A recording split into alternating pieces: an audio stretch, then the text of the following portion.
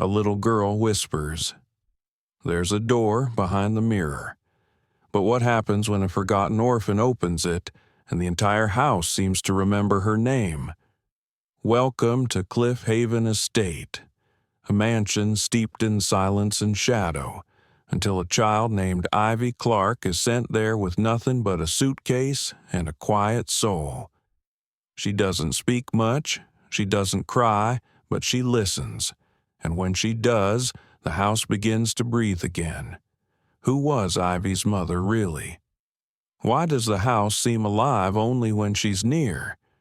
And why would a powerful heiress do everything in her power to bury what Ivy is about to uncover? This isn't just a story about secrets behind mirrors. It's about memory, inheritance, and the power of those the world overlooks. If you believe that the quietest people often carry the loudest truths, then this story is for you. So lean in, let yourself feel, and don't look away. If this opening captured your heart, please like, share, and subscribe to our channel. Your support helps us bring more powerful, emotional stories to life. Now, let's begin. The Cliffhaven Estate was quiet. The kind of quiet that made Ivy Clarke sit up straighter on her first day there. Unsure if the silence meant peace or danger, the house was massive, sitting atop a wooded cliff in the far north of Maine. Ivy had never seen a home with so many staircases or windows, or hallways that curved in ways that didn't quite make sense. It had turrets and rooms with slanted ceilings, fireplaces taller than she was, and bookshelves that smelled of dust and old secrets. Lucas Grayson, her new guardian, called it an architectural marvel. The newspaper called him a reclusive billionaire and tech king turned philanthropist. Ivy just called him Mr. Grayson. He never told her to call him Dad. He was kind. In the distant way rich people are kind. Every day, he asked her if she was comfortable. He installed a smart thermostat in her room. He let her pick the wallpaper. He even gave her a special notebook and said, "You can write anything here. No one will read it without your permission." But he never asked what made her feel safe, and Ivy knew the difference. Her bedroom overlooked the western gardens, and across the hall stood a library she wasn't supposed to enter alone. So naturally, that's where she went first.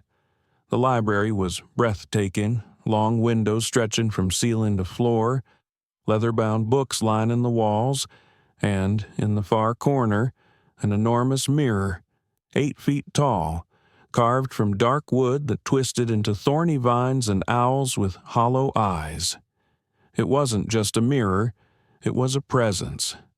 The first time Ivy stood in front of it, her own reflection unsettled her. It wasn't distorted. Not exactly, but it didn't feel like it was copying her. It felt delayed, thoughtful, as if it had its own opinions. And that's when she whispered it. The words she hadn't meant to say aloud, but which slipped out anyway, like breath in winter. There's a door behind the mirror. She didn't know why she believed it. Maybe it was the faint chill she felt when standing too close. Maybe it was how the air always seemed a little heavier on that side of the room, like it was holding something in. Or maybe it was because the house had started whispering back. Every night since she arrived, around 3:13 a.m., a soft clicking sound came from the library. Not the wind, not floorboards. It was rhythmic, mechanical, and deliberate. She had tried to tell Mr. Grayson once. He smiled, like always, nodded, then went back to his calls. But Miriam Holtze listened. Miriam was the housekeeper, 70 years old and sharp as thorns. She'd been with the estate even before Grayson bought it. Unlike the other adults in Ivy's life, Miriam didn't talk to her like she was fragile. She asked about Ivy's thoughts on breakfast, books, and what kind of music should play in the parlor. One morning, after breakfast, Ivy lingered in the kitchen while Miriam sorted through mail. "Do you believe houses can keep secrets?" she asked. Miriam paused, looked up, and said, "All old houses do. The trick is whether they choose to keep them from for you." That night, Ivy woke again to the click, click, click. This time, she slipped from bed, barefoot and careful, the way she'd learned in all the foster homes before.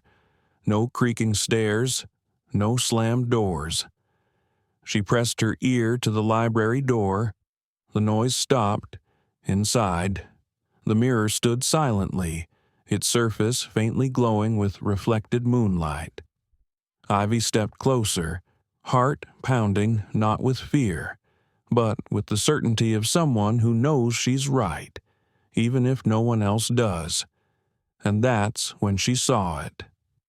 A shadow moved across the reflection, not in the room. It moved behind her, behind the mirror, as if there was space in the wall, as if someone or something stood behind the glass. She gasped, stumbled back, and ran into something solid. She turned. Lucas Grayson. "Ivy," he said, groggy but alert in his silk robe. "What are you doing up?" She wanted to lie, say she was thirsty, say she missed her old bed, say anything but the truth. But her voice was calm, stronger than she felt. "I think there's something behind the mirror." Lucas glanced at it, then back at her. He smiled kind, tired, and unsure. "Ivy, it's just a mirror. A beautiful, old one. Maybe it creaks. This house is full of odd sounds." But Ivy didn't blink. "I heard something, and I saw something move." Lucas was quiet for a moment longer than normal, not brushing her off, not completely, but doubting her, gently. "I believe you believe it," he finally said, "but let's talk about it in the morning." That's how he always spoke when he didn't know how to feel. Soft, delayed, polite to the point of painful. He walked her back to her room, one hand on her shoulder, and tucked her in. No bedtime story. No questions about what she really felt. Just the usual. "Sleep well, Ivy." But she didn't sleep. She stayed awake staring at the ceiling, listening to the house breathe, and she realized something. Lucas Grayson didn't just live in this house. He feared it. The next day, she returned to the library alone. Miriam was dusting near the windows, humming an old lullaby Ivy couldn't quite place. Ivy stood in front of the mirror again and whispered, "Who are you?" behind her. Miriam stopped humming. Ivy turned to see the old woman staring not at her, but at the mirror. "You heard it too, didn't you?" Ivy asked softly. Miriam hesitated. Then, in the calmest voice Ivy had ever heard, she said, "There are things in this house we don't speak about. Some doors were never meant to be opened." But Ivy knew then she would open it, no matter what waited behind the mirror. The next morning, the sun filtered through the bay window in Ivy's bedroom, catching the soft edge of dust that danced like little ghosts above her blanket. She hadn't slept. Not really. Her eyes had closed for maybe an hour, but her mind refused to rest. That house Cliffhaven, it didn't let her rest. Still, Ivy got up, pulled on her socks, and tiptoed down the hallway, careful not to disturb the silence that always hung in the mornings. She liked the quiet hours, the ones before the adults turned on the music or opened the blinds. That's when she could hear the house best. She'd always been good at listening, long before Cliffhaven, long before Lucas Grayson had signed the papers to adopt her. Ivy had trained herself to listen closely to the adults around her, not to their words, but to the spaces between them. It was how she survived. In foster home after foster home, Ivy had learned to read moods the way other kids read books. She knew what it meant when a foster mother stopped humming in the kitchen, or when a foster dad left the front door open just a little too long, when the tone shifted, when silence replaced casual conversation. Ivy knew to stay out of sight, to become small, to vanish into the wallpaper. That instinct hadn't faded, not even in a mansion. Cliffhaven was different from the other houses. Of course, it was bigger, colder, more elegant, but the same rules still applied. She had learned to exist around the edges of adult lives, and she did the same here. Lucas never told her to. He even left her notes some mornings on thick stationery, written in his careful block letters. "Good morning, Ivy. The library is yours today. Let me know if you'd like anything different for dinner. L. G." She always read them twice, not because they were sweet, but because they were curious, like he was trying to learn how to speak parent, like he was Googling how to raise a child between business calls. Lucas Grayson wasn't mean. He was simply structured. Everything about him was calculated. His suits, his posture, the way he stirred his tea precisely 5 times before sipping. He read the Wall Street Journal every morning by the fireplace in the parlor. When she asked what he was reading, he said, "Risk analysis," and then he offered her the comics section like he was handing her a coloring book. He didn't know that she preferred the obituaries. People told the truth in death that they couldn't tell while alive. But Cliffhaven wasn't just Lucas, and Ivy wasn't just a ghost in the halls. There was Miriam. Miriam Holt had the kind of presence that softened everything around her.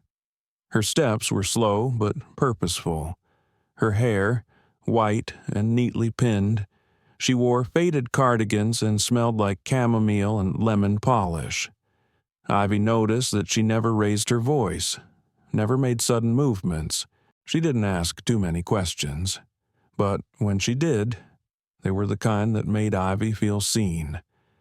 That morning, Miriam was already in the kitchen when Ivy padded in barefoot. "Toast?" she asked without looking up. "With cinnamon," Ivy replied softly. "Already started," Miriam said with a faint smile. Ivy climbed into her usual chair at the far end of the long oak table. She always picked the chair facing the windows, the one where she could see the treetops swaying beyond the edge of the estate. They looked like waves when the wind came strong enough. "Sleep all right?" Miriam asked gently. Ivy didn't answer right away. She watched a robin land on the porch railing outside and tilt its head. "Listening, just like her." "I heard it again," Ivy said finally. Miriam didn't ask what. She just nodded. "That mirror makes me feel like someone else is in the room," Ivy added, "even when I'm alone." Miriam buttered the toast slowly. "Some houses hold memories longer than others," she said, "like they soak up what people leave behind. You think it remembers the people who used to live here? I think it remembers the ones who weren't allowed to forget." Miriam answered, sliding the toast onto a plate and placing it in front of Ivy. "Eat." Ivy stared at the cinnamon pattern on the toast. "Do you think Lucas hears it?" "The sounds. I think he hears what he wants to," Miriam replied, her voice low, "and forgets the rest." Ivy didn't press. She knew better than to push when people gave answers that were really shields. Later that afternoon, Lucas asked if she wanted to join him in the sitting room. It was unusual. He never invited her to anything. She said yes, more out of surprise than interest. He handed her a mug of tea chamomile, just like Miriam made. "There's a piano in the blue parlor," he said. "Do you play?" Ivy shook her head. "I could hire a tutor," he offered. Why, Lucas paused. Because music is good for the mind, for structure, it teaches discipline. Ivy stirred her tea. "I think I'd rather just listen." He didn't seem disappointed, just uncertain. "Is something wrong?" "Ivy," he asked. She looked up at him. This man who lived in a glass tower of spreadsheets and perfectly tailored suits, who'd adopted her, legally, but hadn't yet found the rhythm of fatherhood. "I think this house is talking," she said. He tilted his head. "Talking." She nodded. "Not words, not like that. But I hear it. The creaks, the clicks, the breathing, especially near the library." Lucas leaned back in his chair. "You know, Ivy, some sounds are just that house settling, wood adjusting to moisture, echoes. You said you believed me last night." She said, "I said I believe you believe it," he corrected gently. Ivy turned her eyes to the fire. The flames crackled, filling the silence that stretched between them. "I know people think kids make things up," she said after a while. I don't make things up. I notice them. I always notice." Lucas looked at her differently then, not with pity, but with something closer to hesitation, like he was suddenly aware she was sharper than he'd assumed. "Maybe we should have the mirror examined," he said quietly, "just to be sure nothing's loose." But Ivy wasn't talking about glass or nails. She was talking about what lived beneath the reflection. That night. She took her notebook and sat cross-legged in front of the mirror. She wrote, "It watches. But it's not mean, just waiting, like me." Then she did something strange. She raised her hand. And for the first time, she didn't look at her reflection. She looked past it and whispered, "What do you want me to see?" No answer, no click, no whisper, just a long, steady silence that wrapped itself around her shoulders like a question. By the third week at Cliffhaven, Ivy had learned which floorboards moaned for attention and which ones knew how to keep a secret. The ones in the east corridor near the drawing room were the worst. They groaned with every step like old men waking from a nap. But the library floor didn't make a sound. That whole wing was hushed, as if the air there had learned to hold its breath. Every afternoon after her studies, Ivy slipped quietly into the library. Lucas had hired a private tutor who came twice a week. A woman named Miss Eldridge who smelled like old pencils and wore too much perfume. She wasn't unkind, but she taught as if Ivy was a forgotten student in a room of 30, even though she was the only one. In the library, no one asked her to raise her hand. No one corrected her posture or her tone. The mirror, especially, never judged. It simply observed. She often sat on the large tufted chair near the fireplace, tucked her legs under her, and stared across the room at the mirror. The frame was carved with almost obsessive detail acorns, owls, roses wrapped in thorns, and the longer she looked, the more she was convinced the owl's eyes had changed direction since the day she arrived. That was silly, of course, but she had seen them shift, just once. The mirror itself reflected the room perfectly, but there was a slowness to it. Ivy had begun to notice that if she moved suddenly, turned her head, raised her arm, and the mirror's reflection lagged, just for a moment, as if the world behind the glass took longer to react, like it had to decide how to respond. One afternoon, she sat with her notebook in her lap, the leather-bound one Lucas had given her. She had begun documenting what she saw, what she felt, what she believed. Her handwriting, small and neat, was lined with arrows and sketches of the mirror's carvings. Tuesday, 3:13 a.m., clicking sound again, 3 short, 1 long, pattern Wednesday, owls moved, maybe not physically, but I felt it. Their eyes were different. Thursday, saw a light inside mirror, a flicker, like candlelight. Room was dark. No one believed her. But that wasn't new. She had spent her life being doubted. It was why she didn't raise her voice, why she learned to collect proof before she spoke, why she had survived in places where other kids broke under pressure.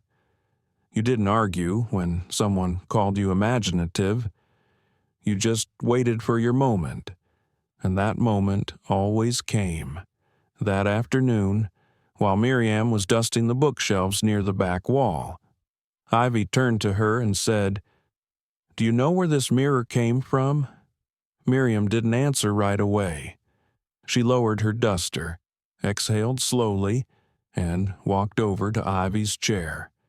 She studied the mirror for a long time before responding. "It's been here longer than I have," she said at last. "Some say it was carved in England. Others say it was made right here by the first owner's brother, an artist who was troubled." "What do you think?" Ivy asked. "I think it was built for more than reflection," Miriam said, eyes narrowing. "It sees things, or maybe it remembers them. Lucas said it's just old." Ivy murmured. Miriam gave a quiet laugh. "Lucas likes tidy explanations. They make the world easier to file away. But not everything in this world wants to be filed." That night, Ivy lay awake again, staring at the shadows on her ceiling. The wind outside tapped against her window like a slow question. She waited, listened, then came the sound. Click, then pause. Click, click, then nothing. She sat up, reached for her slippers, and tiptoed down the hall. This time, she didn't hesitate. She opened the library door and stepped inside. The fireplace was dark. The room smelled like old books and candle wax, but the mirror it shimmered faintly in the moonlight, glowing just enough to illuminate the carvings along its edges. Ivy approached slowly, her heartbeat steady, but her mind racing. She stood before it, studied her reflection, raised one hand slowly. The girl in the mirror mirrored her, but just a beat too late. It was the delay again, just a fraction of a second, but undeniable. Ivy dropped her hand, turned her head to the side. The mirror caught up, a blink late, a blink suspicious. Then, without truly thinking it through, she stepped closer and pressed her fingertips gently to the glass. It was cold, colder than anything else in the room. And behind her reflection, just for an instant, he saw something move. A figure, not clear, not detailed, but there, a flicker, gone in a blink. She pulled her hand back and turned around. The room was empty, but the mirror had seen something else. The next morning, Lucas was unusually quiet at breakfast. He buttered his toast but didn't eat it, drank his coffee black, eyes on the table, not the news. "You didn't sleep," Ivy said softly. Lucas looked up, blinking. "No," he admitted. "Too many thoughts, I suppose." She tilted her head. "Did you hear it too?" Lucas hesitated. His spoon stirred his coffee again. 1, 2, 3 times. "I heard footsteps," he said. "And when I checked, your door was open. I was in the library," she said plainly. Lucas sighed, almost annoyed, but more at himself than at her. "Ivy, I want to believe you, But this mirror, it's a family heirloom. Antique, priceless. What if it's a door?" she asked. His eyes flicked up to hers. "What do you mean I think there's something behind it?" Lucas didn't respond right away. Instead, he stood, adjusted the cuffs on his sleeves, and walked over to the kitchen window. "I used to come here as a boy," he said suddenly. "My uncle owned Cliffhaven before me. He'd let me visit in the summers. I remember hiding in the library during storms. Always felt like something was watching me, but I convinced myself it was just imagination." "What happened to your Uncle Lucas's jaw tightened. He passed in the library." Ivy sat very still. "I never knew why he refused to renovate this wing." Lucas continued. "Said it was untouchable. I thought he was just being eccentric. Maybe he knew about the mirror." Ivy whispered. Lucas turned back to her. His expression was unreadable. "If there's something behind it," he said carefully, "we'll find out together." For the first time since she arrived, Ivy felt a thread pull between them, fragile, thin, but real. That evening, Lucas called his contractor, told him to schedule a structural inspection of the mirror and the wall behind it. Ivy sat on the stairs and listened to every word, barely breathing. Something was shifting. Not just the house, but the story it was trying to tell, and, for once, someone was ready to listen. The woman arrived on a Thursday. It was just after noon when Ivy heard the car pull into the gravel driveway. The low hum of an engine followed by the soft clack of heels stepping onto stone. She peeked through the sheer curtain of the sunroom and saw her for the first time.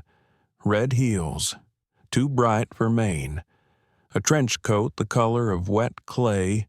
Blonde hair parted cleanly down the middle, falling in perfectly ironed sheets to her shoulders. A bag over one arm, not quite professional, not quite casual. The kind of woman who always knew how to walk without making dust. She didn't knock, she glided, as if she belonged before anyone confirmed it. Lucas was already waiting in the foyer, holding a file under one arm, sleeves rolled up just enough to appear approachable. Ivy watched from the top of the stairs, silent and small, the way she always was when adults exchanged greetings in tones too sweet to trust. "Camille," Lucas said, smiling as he shook her hand. "Right on time." "Of course," the woman replied. Her voice was smooth but firm, like velvet stretched over something sharper. "Cliffhaven makes an unforgettable impression. I can see why you've resisted gutting it." "I've grown sentimental," he said, almost sheepishly. Camille's eyes moved around the house as if she were measuring the weight of each piece of molding. "It's a beautiful shell, but we'll bring it back to life. I've already put together a vision board for the east wing." Her gaze flicked upward. Ivy quickly stepped back, hidden behind the hallway's edge. Camille. So this was the renovation consultant Lucas had mentioned in passing only once, over breakfast. When Ivy had asked why the east wing had stayed closed, "She's just here for consultation," Lucas had said. "Wants to restore some of the original elements." Ivy remembered that answer. She remembered how he stirred his tea after saying it. 3 times, not 5. That afternoon, Camille toured the house with a notebook and a laser measurer. Ivy followed her from a safe distance, not spying, observing. Camille stopped longer in the library than any other room. She stood in front of the mirror and made a few notes. Then she ran her fingers lightly along the carved frame. When she bent down, Ivy thought for a moment she saw her place her palm on the floorboards, like she was feeling for something beneath. Later, at dinner, Lucas told Ivy to join them. It was rare. They usually ate separately, Lucas at the formal dining table, Ivy in the kitchen with Miriam, but tonight the table was set for 3. Linen napkins, crystal glasses, a candle flickering in the center, though it wasn't yet dark. Camille sat across from Ivy. Her eyes were green, not soft like sea glass, but sharp like cut emeralds. "So," Camille said brightly, "you must be Ivy." Ivy didn't respond right away. She studied Camille's smile. Wide, controlled. It sat on her face like a decoration, not a reaction. "I'm helping your father restore the house," Camille continued. "It must feel like a castle to you, doesn't it?" Ivy tilted her head. "It feels like something older than castles." Camille blinked, then laughed. "She's clever," she said to Lucas. "I like her." Ivy didn't smile. As the meal continued, Camille asked questions. Too many questions. But not about Ivy, about the house, about its layout, its old blueprints, about the wiring behind the library walls, about how often the rooms were cleaned, about how many entrances and exits the estate had. Lucas, distracted by the novelty of dinner conversation, answered without hesitation. Ivy answered with silence. After dessert, Camille excused herself to make a call. Ivy followed. She stood just outside the study, behind the door, pressing one ear to the cool wood. "I'm in," Camille whispered into her phone. "He's completely at ease. I'll need a few weeks to map the internal layout. The mirror chamber is still intact. Yes, I've confirmed there's a vault door behind it." Pause. "No. The girl's young, observant, but manageable. She's an orphan. They usually crave approval more than they trust themselves." Ivy backed away, slowly, carefully. Her legs were shaken, not from fear but from something older, something she thought she'd buried. She had heard it before. Not those exact words, but the meaning. She'd heard it in whispered files passed between caseworkers. In the way some foster parents smiled through their teeth, in the assumptions they made that orphans didn't remember, didn't question, didn't count. She counted. She turned and walked back to the kitchen, where Miriam was scraping crumbs into the bin. "She's not here for the wallpaper," Ivy said quietly. Miriam froze, hand mid-motion. "I know." Ivy blinked. "You do. I've seen her kind before. Interested in things that have nothing to do with paint colors." "She said there's a vault," Ivy whispered, "behind the mirror." Miriam's eyes flicked to the hallway. Her voice dropped. "Then we have very little time." That night, Ivy wrote in her notebook Camille Stratton. Green eyes, lies when she smiles, knows about the door, wants what's behind it. Thinks I won't matter. She's wrong. She tucked the notebook under her mattress and didn't sleep. In the morning, Camille was gone, but her perfume lingered in the hall like a warning. Lucas stood by the front door, flipping through a folder of design mock-ups. Ivy approached slowly. "Do you trust her?" she asked. Lucas looked surprised. "Camille?" Ivy nodded. "She's good at what she does," he said.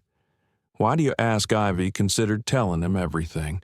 The phone call, the vault, the words about orphans. But something in her heart stopped her. She didn't want him to smile, that same soft, pitying smile. Didn't want the silence that followed. So instead, she just said she knows more than she says. Lucas hesitated, then closed the folder. "We all do," he replied, and walked away. It happened again on a night when the wind outside moved like it had something to say. Ivy was awake, curled under the blanket Miriam had knitted for her, the one with the uneven stitches and soft corners. The grandfather clock at the end of the hall chimed 3, then fell silent. That silence only lasted for a second. Then came the sound. Click, pause, click, click, click. But this time, something was different. There was a breath, not her own, not the creak of old wood or the settling of beams. No. This was softer. It was the sound of air moving, like someone exhaling on the other side of the wall. Ivy sat up in bed. She tried to tell herself it was her imagination, that maybe the library had become a mirror for her fears, just like it reflected her image. But fear didn't explain patterns. It didn't explain the regularity of the noise, and it didn't explain how. Every time she stood in front of the mirror now, she felt like something was waiting for her, something that didn't just see her but recognized her. She slid out of bed, bare feet quiet on the floor. The flashlight Lucas had given her sat on the nightstand. He'd meant it as a token of comfort after one particularly stormy night. She had thanked him, but the comfort hadn't come from the light. It came from knowing she could use it. Tonight, she would, down the hallway. The air was cooler than usual. The heating always dipped in the early hours. Something about energy-saving cycles or timers Lucas had set. But this chill wasn't from a thermostat. It had teeth. She passed the stairwell, past the covered mirror in the guest hall. Cliffhaven had more mirrors than anyone could need, but none like the one in the library. That one felt like a gate. She paused at the library door, breathed in, and opened it. The mirror stood in its usual place, silver surface gleaming faintly in the dark. The moonlight filtering through the tall windows gave the whole room a hushed glow. Shadows clung to the edges, but Ivy didn't hesitate. She walked straight to the mirror, stood before it, and whispered, "I know you're hiding something." The surface shimmered, not visibly, but in feeling, like standing near a live wire. She pressed her hand to the glass. The chill was sharp, like winter water. Her breath fogged slightly against it. Then, behind her reflection, she saw it. Movement. Again. This time, not just a flicker, a shape, a silhouette, brief, like someone backing away into fog. She jerked her hand back. The mirror didn't change, but something behind it shifted. A creak, a groan, then click. The sound came not from the mirror, but from the wall. Ivy turned and scanned the paneling around the room. Her eyes settled on a section of wood behind the mirror barely noticeable, darker than the rest. She stepped closer. Flashlight beam low to avoid reflecting light back into her eyes. As she passed the mirror's edge, she reached out and touched the base of the wall. The wood was cold, and then she felt it. A seam, a thin vertical crack in the paneling. Her fingers traced it upward. Not a flaw in the wooden outline. A hidden door. I knew it. She breathed. The next morning, she told Miriam everything. The seam, the breath, the shadow, the click. Miriam didn't laugh, didn't blink. She simply walked to one of the built-in cabinets in the parlor and opened a drawer Ivy hadn't seen used before. Inside were papers, rolled scrolls, yellowed pages, blueprints, original house plans, Miriam said, unfolding one carefully. Kept these since before your father bought the property. Ivy knelt beside her on the floor as Miriam spread the plan open across the rug. Faint ink lines curved and intersected like veins. Rooms were labeled in Lupin script. parlors, bedrooms, studies, pantry, library, and something else. Just behind the library wall, where the mirror stood now, was a narrow square marked by a symbol Ivy didn't recognize. "What is that?" she asked. Miriam squinted. "Servant's stairwell. Maybe. Could have been a storage vault. Could have been a private office. These old houses kept rooms for all sorts of reasons. And secrets. Why hide it?" Ivy whispered. "Because what's behind it wasn't meant to be found." They both looked up. The mirror across the hall caught their reflection as if it had been listening. That evening, Ivy stood outside Lucas's study while he spoke to someone on a video call. His voice was low, professional, warm in a way she rarely heard it in person. When the call ended, she knocked. "Come in," he said, not looking up. She stepped inside. "Lucas." He turned. "Ivy, I need to show you something." He raised an eyebrow. "Right now." She nodded. He sighed, closing his laptop. "All right, lead the way. In the library." She pointed to the mirror. "There's a seam in the wall," she said. "Behind here. I think it's a hidden door." Lucas looked at her with the same polite curiosity he always wore, but she didn't flinch.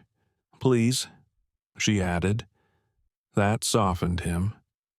They moved the mirror together. It was heavier than expected. Lucas grunted once as he adjusted his grip, and Ivy felt the vibration of the wood down to her knees. Slowly, they slid it aside, and there it was, the outline in the paneling. Lucas ran his fingers along the edge. "How did I never notice this? I think it wanted to be found," Ivy said softly. Lucas gave her a long look, one without skepticism, just awe. He pressed against the center. Click. The panel popped slightly open. Dust puffed into the air like it had been holding its breath for years. Ivy stepped back as Lucas pulled the door open with both hands. Inside was darkness and stairs. Stone steps, narrow and curved, leading downward into what looked like the house's foundation. Lucas shined his phone flashlight down.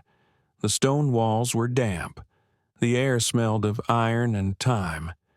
"Ivy," he said, voice tight. "You can't come with me. This could be dangerous. I'm not staying up here," she replied. He hesitated, then nodded. "Stay close."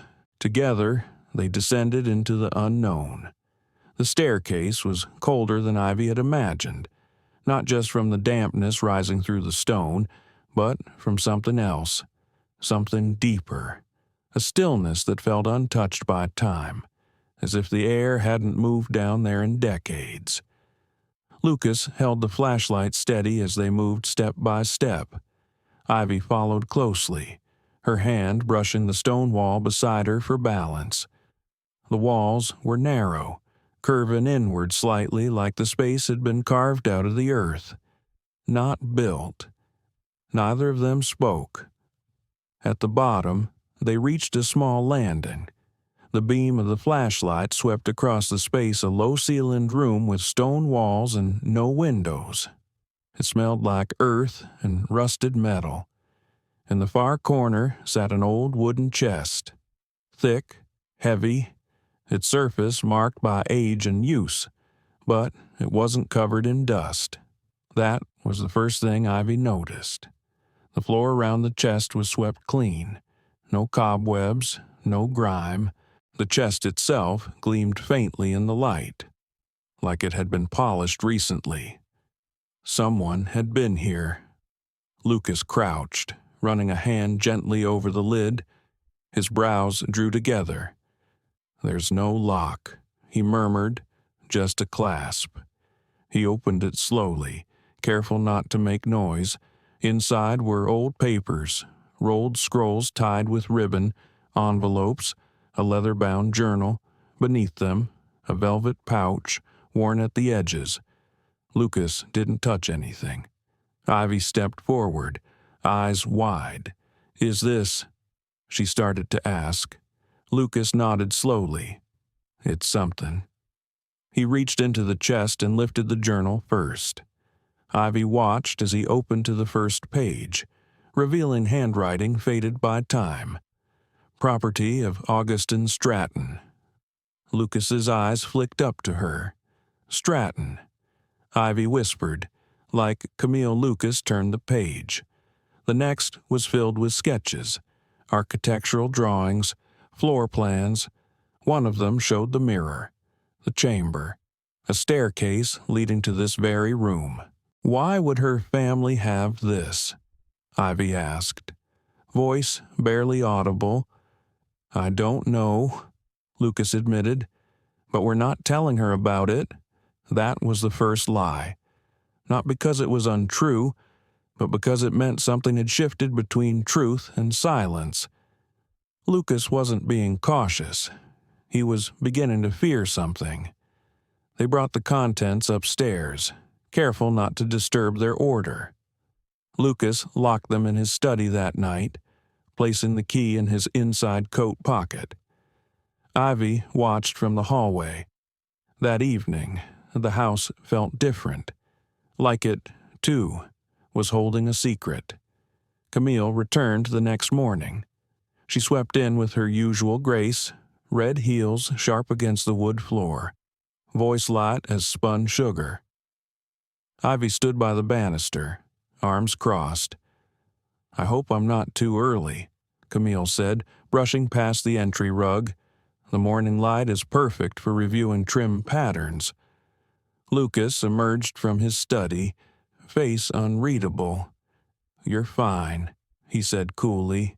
Camille's eyes flicked to Ivy. "And how's our little night owl?" Ivy stared at her. "Do you believe in ghosts?" Camille blinked. "Excuse me, or houses that remember things," Ivy said. Camille smiled, but her mouth tightened slightly. "I believe in preservation, and memory lives in structure. We just help it breathe again." Miriam entered then, setting a tray of tea on the table. Camille turned to her.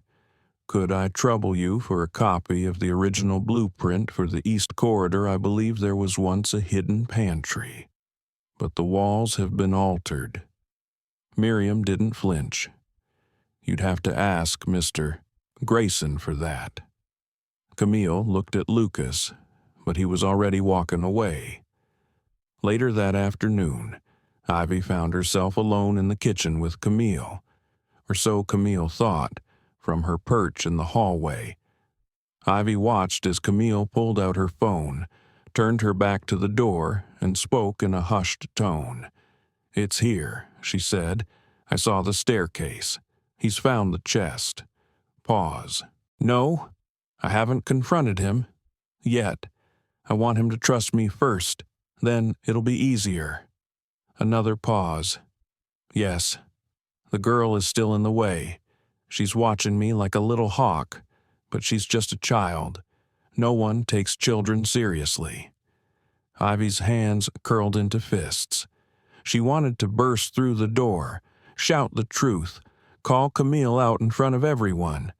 But she didn't, because she had learned something more powerful than shouting. She had learned to wait. That evening, Ivy told Lucas what she heard, word for word. Lucas listened. He didn't interrupt. When she finished, he leaned back in his chair, fingers steepled. "I want to believe you," he said. Ivy stared at him. "I'm telling the truth. I know you are," he said. "But if I confront her now, she'll deny everything. She'll spin it as paranoia. We need proof." Ivy stood. Her voice shook. "You already have proof. She knows about the vault. She knows about the chest. I need proof I can show others," he said. "Legal proof. Tangible, you mean adult proof?" Ivy snapped. Lucas looked surprised. "No one listens to kids," she continued. "We see everything.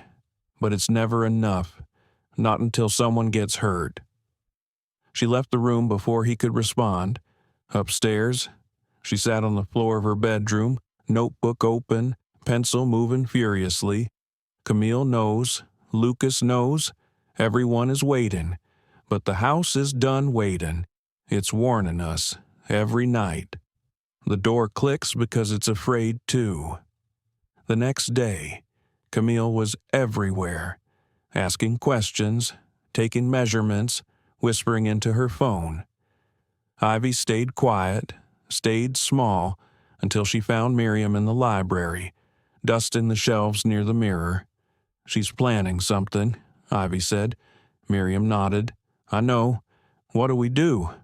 Miriam paused, then reached into her apron pocket and pulled out a small brass key. "This used to be your father's," she said. "Now, it's yours." Ivy took it. The weight of it felt old, like it belonged to the house. "Thank you," she whispered. That night, she tucked it under her pillow. When she slept, she dreamed of the mirror. It didn't show her reflection. It showed a door, wide open, and on the other side, a woman's voice whispering, "You're not supposed to be here." The house no longer whispered. It sighed. Every step Ivy took in Cliffhaven felt charged, like the floorboards had begun humming with memory, like the walls were quietly remembering the footsteps of those long gone. Even the mirrors seemed to breathe slower, more carefully, as though waiting. She was no longer afraid of the quiet. She had begun to understand it. One morning, while Lucas met with the contractor about rewiring the east wing, Ivy slipped into the library alone. Miriam had been in the cellar all morning, and Camille had taken a call by the front gate, walking far enough away to keep her voice private but not out of sight. The mirror was still there, half shoved to the side, just as they had left it the night they discovered the vault stairway. Ivy closed the library door behind her and walked across the room, her fingers brushing the air where the mirror once stood. She crouched by the wall. The seam was still there. She ran her fingers along it slowly, then dropped to the floor, lying flat to press her ear against the wood. She waited. There it was, the faintest tick. A mechanism, maybe. Something mechanical. A code. She sat back up and scanned the room. Her eyes landed on the baseboard molding, the carved owls, the roses wrapped in thorns. Her gaze followed them to the far corner, where one floorboard had warped slightly over time. She tapped it once with her knuckle, hollow. She pressed harder. It dipped slightly beneath her hand. Click. Ivy gasped as the floorboard popped upward on one side. Beneath it, nestled inside a small dust-lined cavity, was another key, this one thinner than the one Miriam had given her. Blackened brass, curved handle like a shepherd's crook, handmade. She turned it over in her palm. There were marking symbols etched into the stem, 3 dots, a crescent, a vertical slash, not letters, not anything she recognized, and yet familiar, like something she'd seen in her dreams. The door behind her creaked. Ivy turned quickly, tucking the key into her sweater pocket just as Camille stepped into the room. "Oh," Camille said with a smile. "I didn't know anyone was in here." Ivy stood. Her heart was hammering, but her face stayed calm. Just reading. Camille's eyes moved around the room, lingering near the displaced mirror. Strange thing, this room. I feel like it's always watching.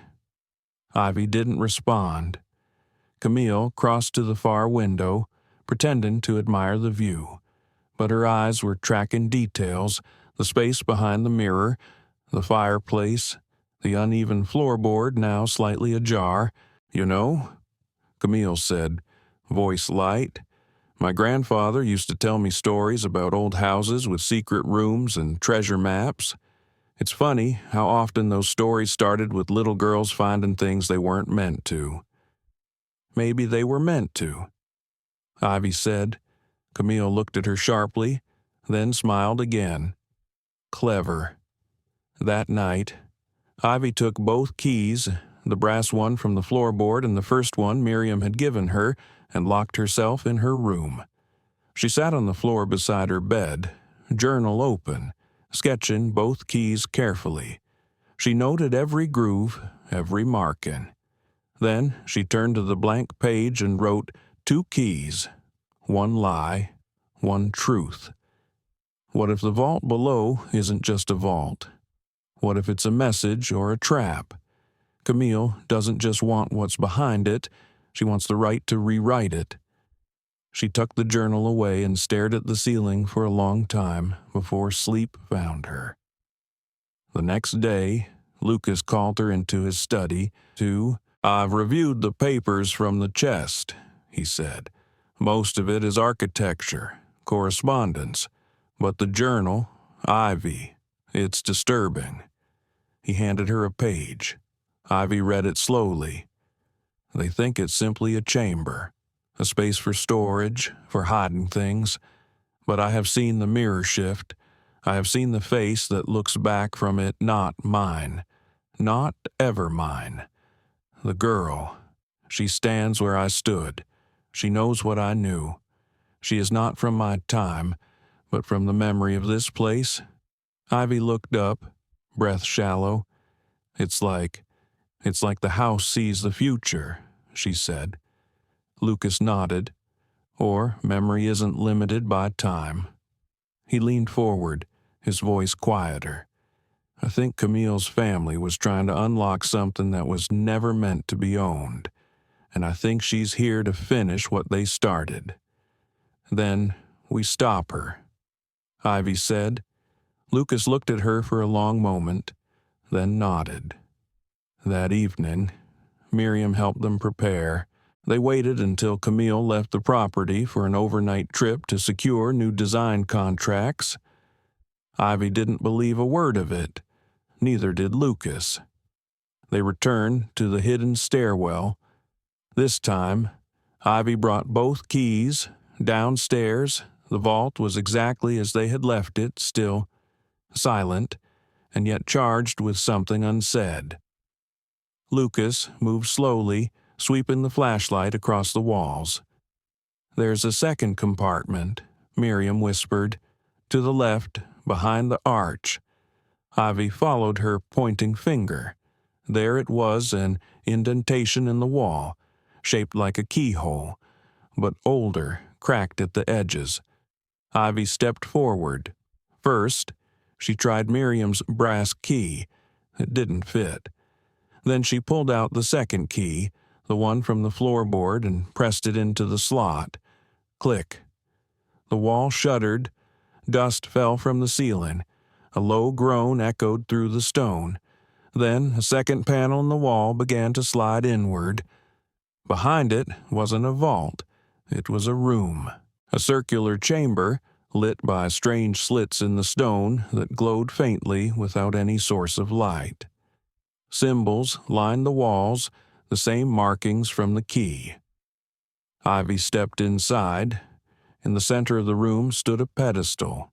On it, a small box. She opened it. Inside lay a single sheet of parchment, old and nearly translucent with age. She lifted it carefully. Words appeared in faded ink. Memory belongs to no one. What is hidden is not lost. What is seen is not owned. She will return when the house remembers her name. Below the writing was a symbol Ivy had drawn in her journal a week before. She had thought she'd imagined it a shape from a dream, but here it was. Lucas stepped in behind her. What does it mean? He asked. Ivy didn't answer right away. She ran her fingers along the words, then whispered, I think it's about me. The room did not echo, but it pulsed. Even after Ivy had stepped back from the pedestal, She could feel it, the soft rhythm of something not quite alive, but not quite dead either. The walls seemed to hold breath, as if the chamber itself had been waiting, not for Camille, not for Lucas, for her.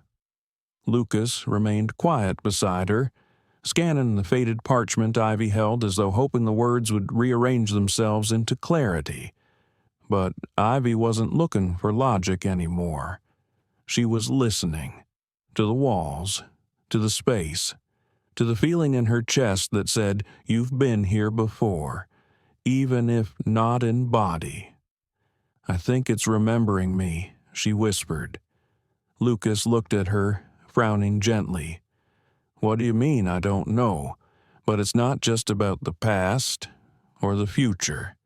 It's like the house is recording something, feelings, moments, memories, not just what happened, but how it felt, and it's been waiting for someone who can feel it back." She touched the stone nearest her, expecting cold, but instead it was warm. Lucas reached out and placed his palm beside hers. And then something happened. The light in the room changed, not brighter, not darker, just different, as though the color of memory had taken over. Faint images shimmered across the walls, like projections made of dust and time.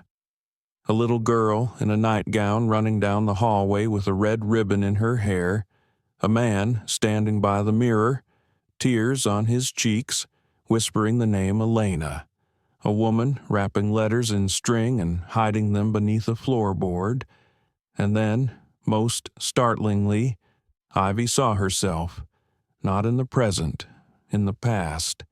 She was standing by the fireplace in the library, but the clothes were different, the wallpaper was different, the mirror behind her still had gold trim. Yet it was her, the same eyes, the same tilt of the head, but she looked older, or maybe wiser. Lucas backed away slightly, blinking hard. "Did you see that?" Ivy nodded slowly. "I don't think they're memories of the house. What are they? Memories the house has of us." For the rest of the day, neither of them spoke much. Miriam brought them tea in silence. She didn't ask what they had found. She didn't need to. That evening, Ivy sat by the fireplace in her room, key in one hand, journal in the other. She wrote for hours. Not just facts now, but feelings. "I felt like I was being watched today, but not in a scary way, like the house was proud of me, or waiting to see what I'd choose. Maybe this place doesn't want someone to own it. Maybe it wants someone to protect it."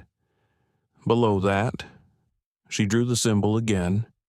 Then, without thinking, she added something new, a tiny red ribbon, like the one the girl in the vision had worn. She didn't know why. It just felt right. The next morning, Camille returned. Her smile was wider than ever. "I have wonderful news," she said, setting down her briefcase on the entry table. "The investors have approved the full renovation proposal. If all goes well, we'll begin structural work next month." Lucas stared at her. "I thought we agreed no final plans without my review." Camille's eyes sparkled. "You were busy. I knew you'd be on board once you saw the scope. We're restoring the east wing, revamping the entire lower level. There might even be a hidden wine cellar we can modernize." "No," Lucas said. The smile faltered. "I'm sorry." "No," he repeated. "The plans are on hold. Indefinitely." Camille straightened. "You're making a mistake. This is a once-in-a-lifetime opportunity to increase the estate's value." "This house isn't for profit," he interrupted. Camille's eyes narrowed. "You sound like her." She didn't say who, but Ivy saw it. The flicker of old anger. Resentment not aimed at Lucas, but someone else. Camille stepped closer, her voice dropping. "Do you know what this estate was supposed to be? My grandfather, a whole family, believed it held power. Not magic, something older, tied to memory, tied to blood. That mirror isn't decoration, it's a lens. It remembers truths no one else dares speak." "Then why do you want to own it?" Ivy asked. Camille turned sharply. "Because someone has to, or someone else will bury it again." Lucas stepped between them. "This conversation is over. You'll leave by morning." For a long moment, Camille didn't move. Then she gave Ivy one last look, something unreadable in it, and walked out of the room. That night, Ivy couldn't sleep. She kept hearing the mirror. Not with her ears, but in her mind. It was calling, or maybe remembering. She rose from bed, wrapped her sweater tighter, and crept down the stairs barefoot. The floor was cold against her feet. The house darker than usual, as if even the shadows were holding their breath. She stepped into the library. The mirror stood quietly in its place. Still, patient, but different. The surface shimmered faintly, not like light, like memory. She approached it slowly, reached out. Her fingers didn't touch glass. They passed through it.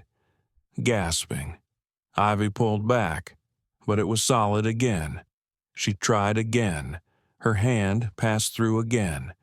Only this time, she didn't pull back. She stepped forward. The surface rippled like water, and Ivy Clarke disappeared into the mirror. When Ivy stepped through the mirror, the world didn't disappear. It simply shifted. At first, there was nothing. Just a sensation like being underwater but without the pressure. Like time had paused, folded in on itself. Her breath didn't echo, but she could still hear her heartbeat, steady and sure, like the house itself was holding it safe.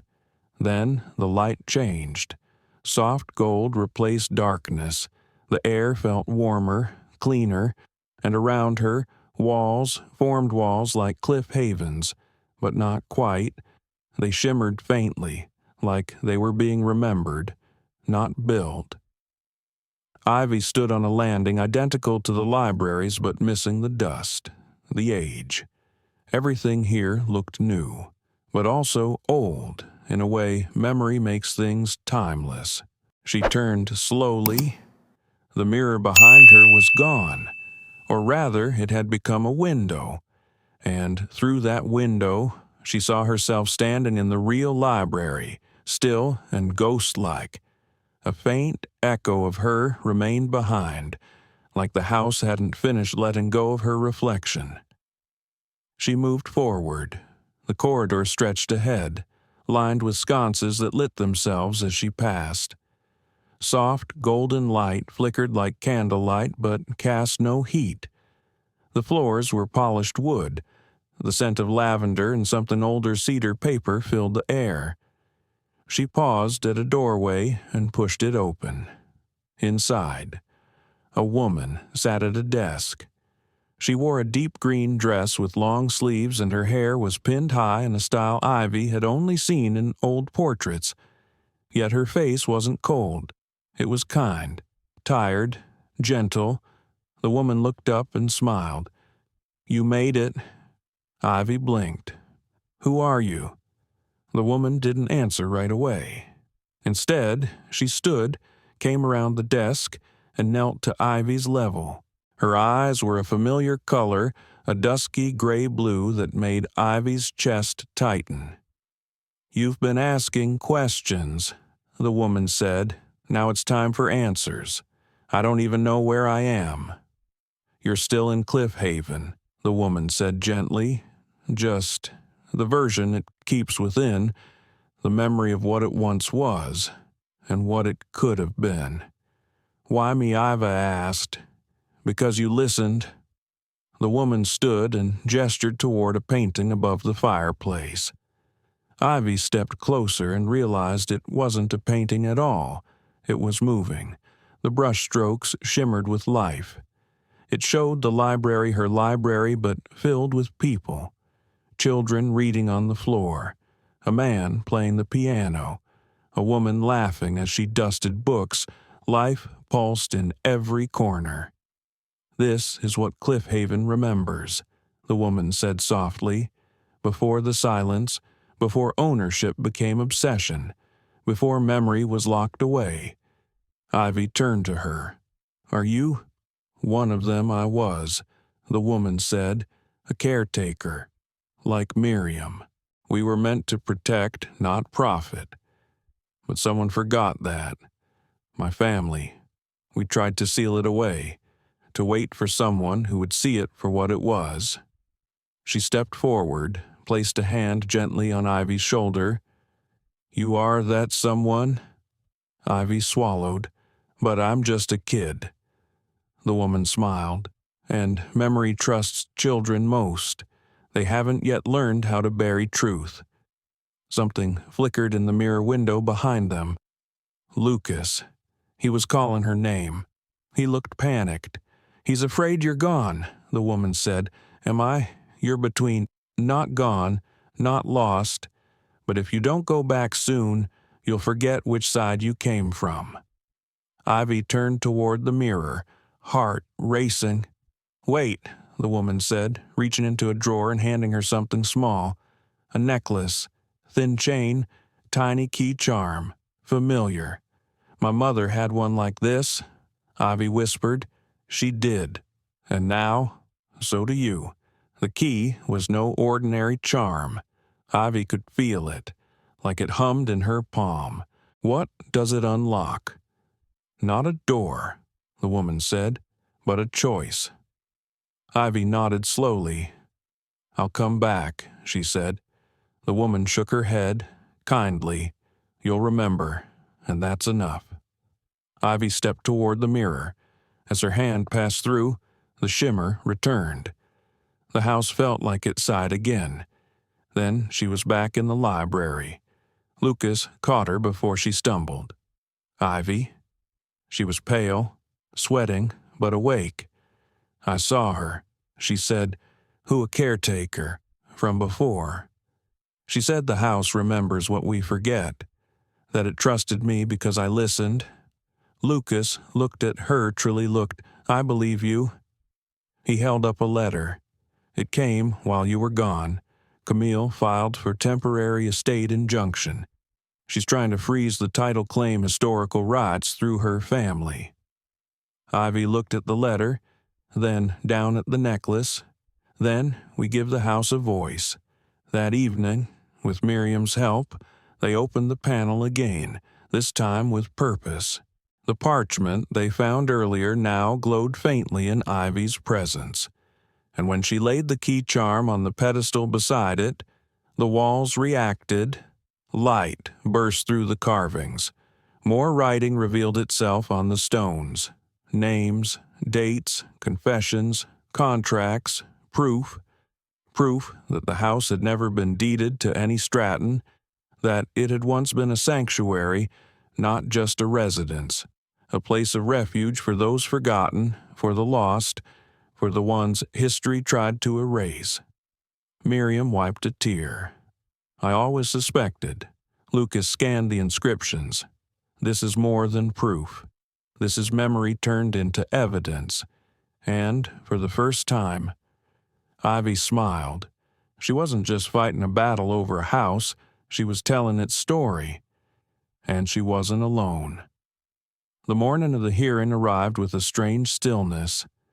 Outside, the mist curled low over the grounds of Cliffhaven like a blanket of breath the house had exhaled during the night. Inside, Ivy sat by the library fireplace, clutching the necklace with the key pendant.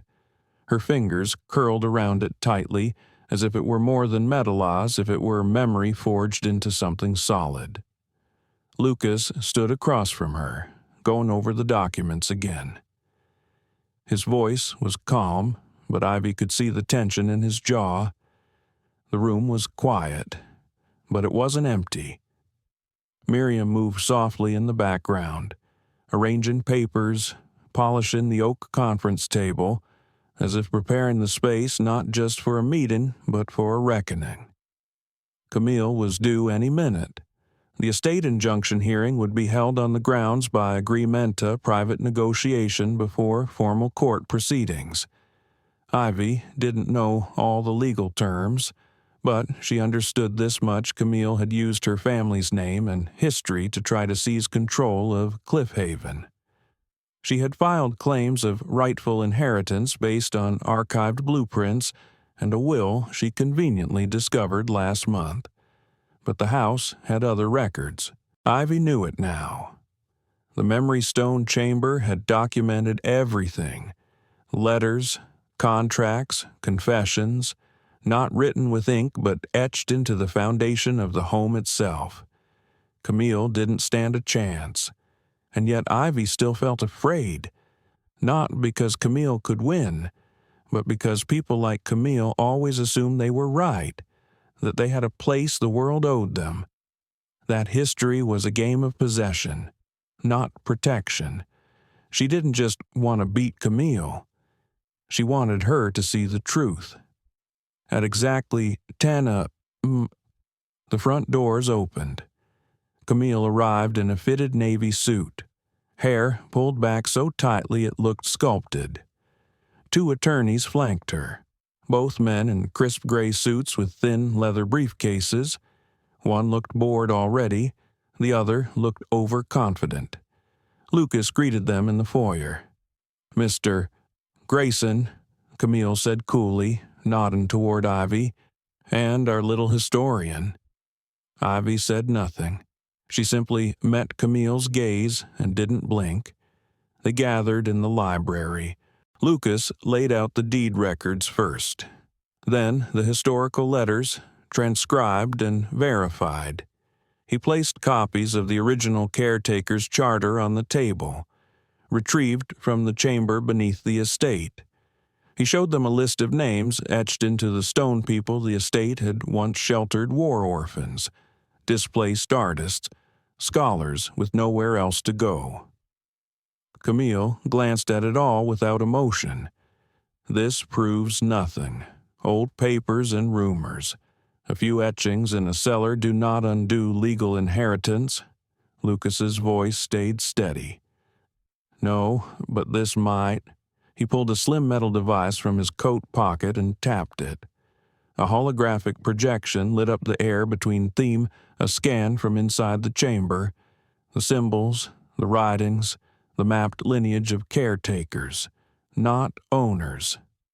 The projector flickered, then zoomed in on the inscriptions showing the false signature on Camille's supposed will matched against known documents from her ancestor. "They forged the inheritance," Lucas said. "This house was never theirs to pass down." Camille didn't flinch, but one of her attorneys leaned forward, now suddenly attentive. "We'll need to authenticate the scan. You'll get full access to the chamber," Lucas replied, "with court observers, preservation experts in one you want. The house isn't hiding anything." Camille smiled tightly. "Oh, but it is," she said. She stood up, walking toward the fireplace. "This house is a trap of sentiment, of ghosts and superstition. But property is about control. You see a legacy. I see real estate. And real estate doesn't care who cried in the hallway 100 years ago." Ivy stood then, for the first time. Her voice came out quiet but piercing. "You don't understand memory." Camille turned, eyebrow raised. "I understand value," she said. "No, you don't." Ivy said, "You think value is measured by how much people will pay, but memory isn't for sale, and this house isn't a product. It's a witness. It holds stories you want to erase, because they're inconvenient," Lucas added, stepping forward. "Because they don't make you money." Iva finished. Camille's mouth twitched just for a moment. The crack in her composure was thin, but it was there. She took a breath. "You're a child. And you," Ivy said, "walking around the table, are terrified of what happens when people stop believing your version of the story." Miriam appeared then, silent as ever, and set something on the table. It was the necklace, but not Ivy's. It was the second one, the one found in the pedestal drawer, the one that had once belonged to Ivy's mother. Camille's eyes narrowed. "There's more," Miriam said gently, opening a file folder. Inside was a letter, yellowed, fragile. Lucas read aloud, "To the next guardian of this house, if you're reading this, then the mirror has chosen again, and memory is not lost. My daughter will never know my voice, but she may one day find her way home. If she does, protect her, for the house will remember her long before the world does." He looked up at Camille. That letter was written by Ivy's birth mother. The silence was immediate, heavy. Camille's hands clenched. "You can't prove that." "We can," Lucas said calmly. "DNA from the hairbrush. Matched to the caretaker family records. Ivy Clarke isn't just a guest in this home. She's its legacy." Camille's attorney whispered something in her ear. She snapped at him without breaking her stare from Ivy. "You think this changes anything?" "It changes everything," Ivy said, and then, for the first time, she smiled. Camille stood in silence for a long moment. Then she walked to the door. "You've made a powerful enemy," she said without turning back. Lucas answered before Ivy could. "No. We've restored a powerful truth." The door shut behind her. That night, the house felt lighter, the windows breathed deeper, the hallways exhaled, and Ivy sat at her desk, finishing the last page of her journal. The mirror never needed to be magic. It just needed someone to believe what it showed. Cliffhaven didn't need an owner. It needed someone who listened, who remembered, who stayed. She looked out the window. The mist had lifted, and for the first time in weeks, the stars shone clear over the estate. That night, Cliffhaven exhaled. It wasn't a sound, not a creak in the wood or the whistle of wind through its chimneys. It was something softer, a settling, a sigh of relief that rolled through the bones of the house like warmth in winter, the kind of quiet that follows truth finally being spoken. Ivy stood at the top of the grand staircase, barefoot in her flannel pajamas, holding a cup of warm milk. Below her, the great hall was lit only by the fire Lucas had built. He sat reading beside it, eyes flicking gently across the page, but his expression was softer now, more open. He wasn't watching for danger anymore. He was witnessing peace. She descended quietly and joined him. He looked up with a smile and scooted a bit to the side, making room for her on the rug. Ivy sat cross-legged, curling into the warmth of the fire. "It feels different now," she said softly. Lucas nodded. "It does. I thought I'd feel scared after everything. Or more confused. And now I just feel like I'm not fighting anymore, like the house isn't either." Lucas didn't answer right away. He watched the flames for a while before speaking.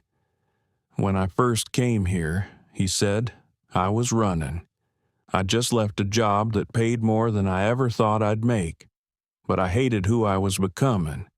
I came to Cliffhaven to hide, but this place, it didn't let me stay hidden for long. It wanted more." Ivy sipped her milk. "And now you're staying." Lucas turned to her. "I stayed the moment you arrived."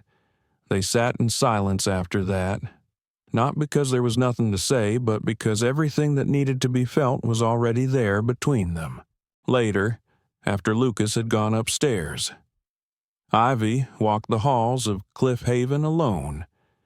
The moonlight spilled across the floor in soft beams, catching the old portraits and casting long shadows that no longer frightened her. She passed the library, the sitting room, and paused before the mirror. It was quiet. Still, she stepped closer. Her reflection met her gaze, but it didn't mimic her this time. It watched her, then, slowly, the surface shifted. Not into the doorway again, not into visions, but into something else. Words, written not in ink, but in light.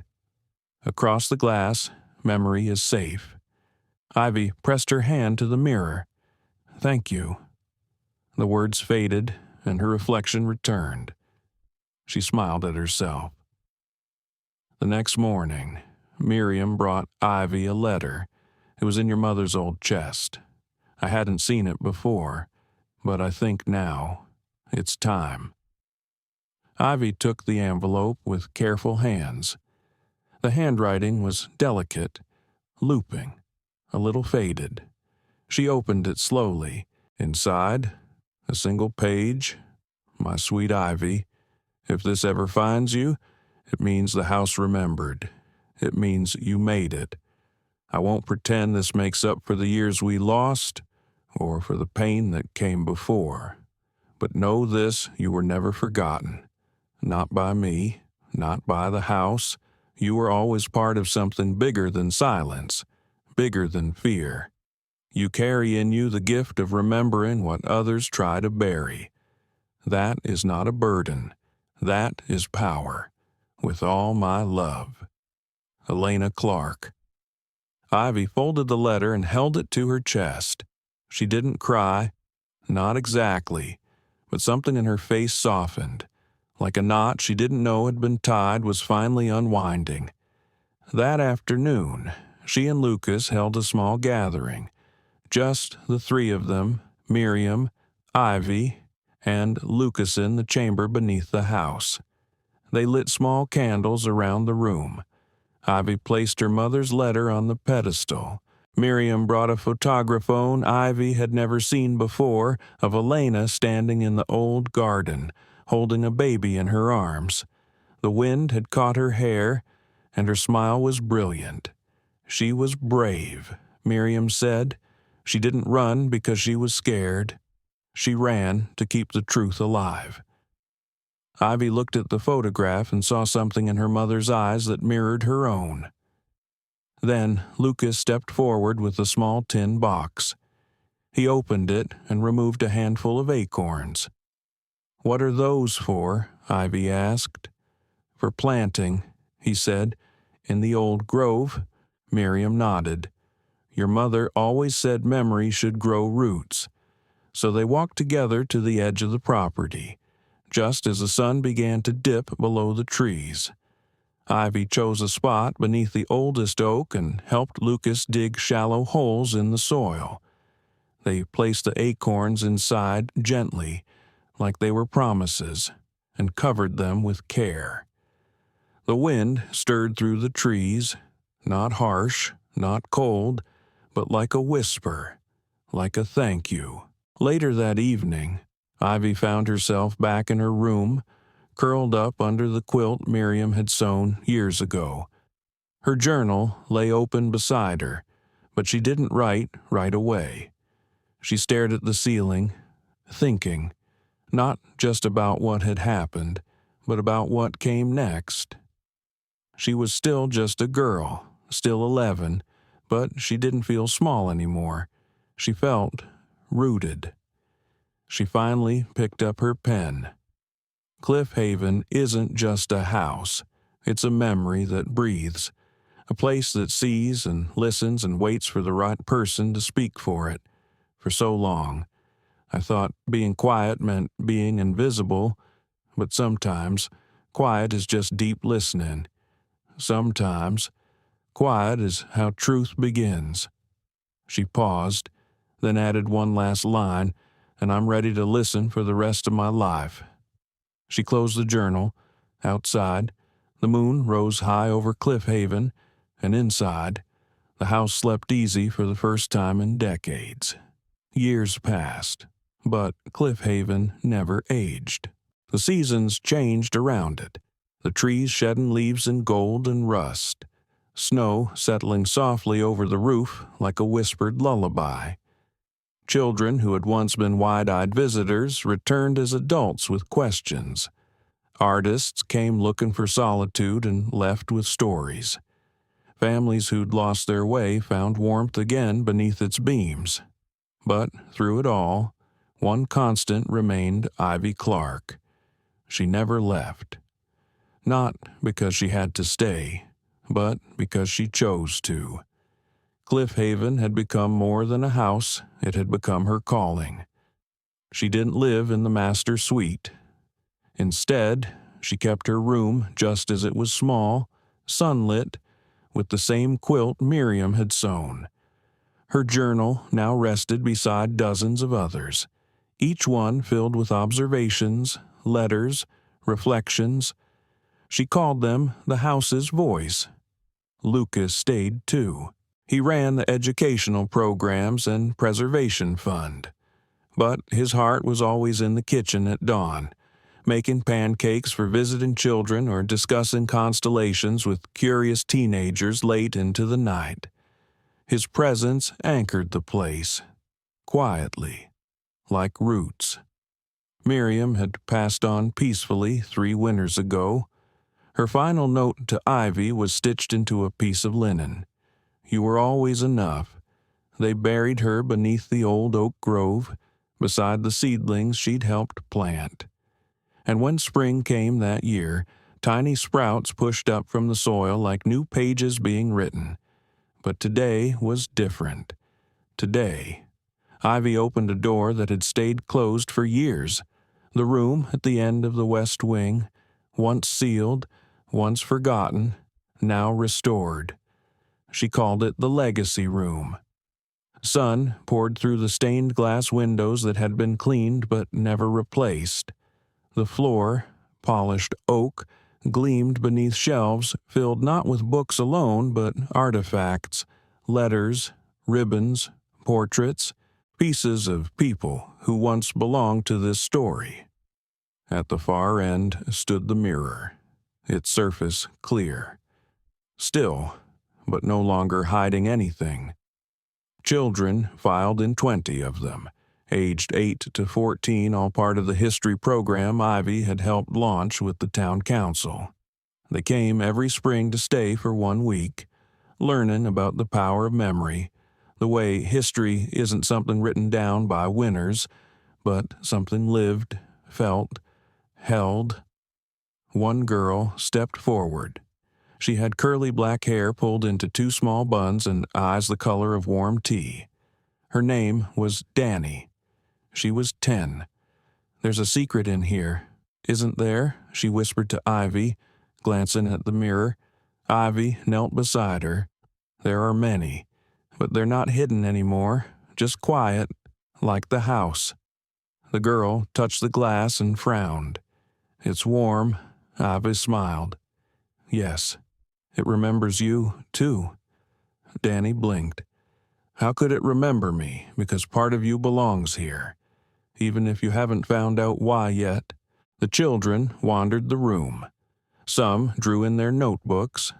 Others sat on the old couches, reading bits of stories. Ivy watched them, heart full, and thought of the day she had first whispered into the silence. The day the mirror whispered back. She walked to the fireplace and retrieved a small, wrapped bundle from the mantel. Inside was the necklace, her mother's. She'd worn it for years, through every season of change. But now, it belonged elsewhere. She turned to Danny.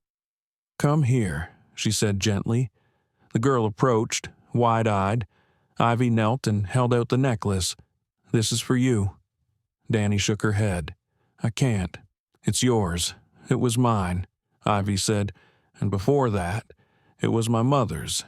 But Cliffhaven doesn't belong to one person. It belongs to memory. And you listen like I used to. Danny accepted the necklace, blinking quickly. "Does this mean the house will talk to me?" Ivy tilted her head, "Only if you keep listening." That night, the house was quiet again, but not the same quiet as before. It was the sound of promise, of legacy. Lucas sat by the fire, reading a new letter from the Preservation Committee, smiling faintly as he read Ivy the updates, more donations, more schools joining the memory program. Ivy nodded, but wasn't surprised. The world had begun to recognize that truth didn't always come from books. Sometimes it came from the quiet spaces people were taught to forget. Before bed, she walked alone to the mirror. She stood before it, older now, not a child, but not disconnected from the girl who once stepped through. "Thank you," she whispered. The mirror shimmered, just faintly. A breath, a memory, a reply. She stepped back and closed the door to the legacy room. Tomorrow, the next chapter would begin, and this time, she wouldn't be the only one writing it. Cliffhaven became known far beyond the county, not as a tourist attraction, not as an estate, but as a memory sanctuary, a place where children were taught to listen to silence, where teens wrote journals instead of term papers, where veterans told their stories not with medals but with tears, where people like Ivy Quiet, observant, unsure of their place, found that memory makes room for everyone. On the 15th anniversary of Cliffhaven's restoration, Ivy was awarded the Historical Trust's highest honor. She didn't attend the ceremony. Instead, she spent the evening by the fireplace with Danny, now a teenager, going over plans for a new wing, a storytelling archive, curated by kids, for kids. "Do you ever miss the outside world?" Danny asked. Ivy sipped her tea and shook her head. "The world is here," she said. "It's just not loud." They sat in silence. Then Danny smiled, tugging the necklace lightly. "It still feels warm sometimes. It always will." Outside, the trees swayed gently in the wind. Inside, the house breathed, not haunted, not hollow, just alive with every soul it had ever held. Not all inheritances come in the form of money. Some arrive in whispers, behind mirrors, wrapped in memory and pain, waiting for someone brave enough to listen. Ivy Clarke didn't just uncover a secret. She gave a forgotten house its voice back. She reminded the world that children matter, that silence can hold truths louder than any courtroom, and that legacy doesn't belong to the powerful, it belongs to the honest. In a world too quick to erase what's inconvenient, Ivy's story reminds us to preserve what matters, to protect memory, to believe in the voices of those so often dismissed, and maybe, just maybe, it reminds us of something we once lost too. If this story moved you, if you felt the heartbeat of the house, the strength of a child, or the ache of long-buried truth, please don't forget to like, share, and subscribe to our channel. Every click helps us tell more stories that heal, inspire, and hold up a mirror to our shared humanity. We'll see you in the next chapter.